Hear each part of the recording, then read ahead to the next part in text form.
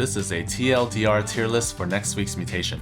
This is based on solo play because your ally is a random factor that cannot be accounted for. Also, this is based on above average co-op knowledge. Mechanical skill is not that important in co-op. Adjust these rankings based on your own knowledge and skill level.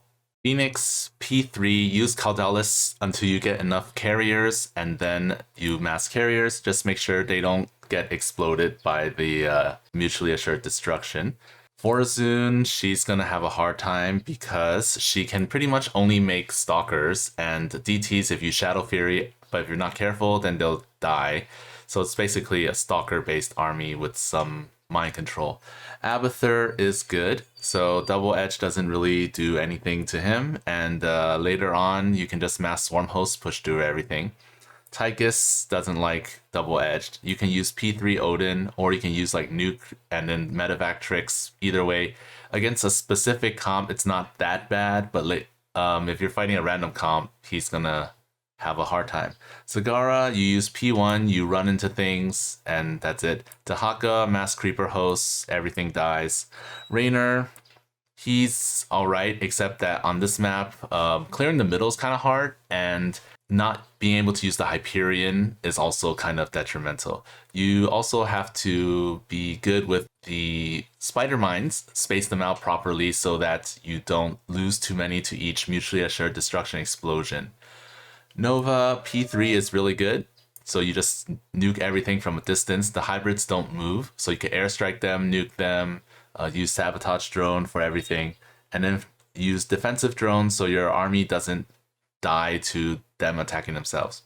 Swan is good. You just keep the drone repaired, mass factories, and then everything will slowly die.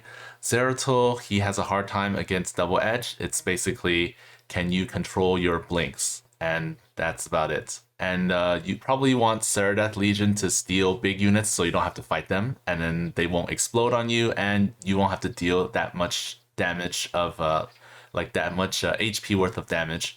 Manx, he's good.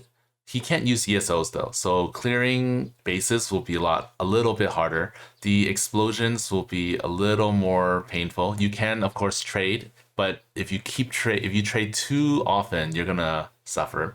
Han Horner is alright, same as Raynor. They're okay, they have good cooldowns, but you have to space your units out, or you have to time your airstrikes. Every time you use an airstrike, it's gonna go down.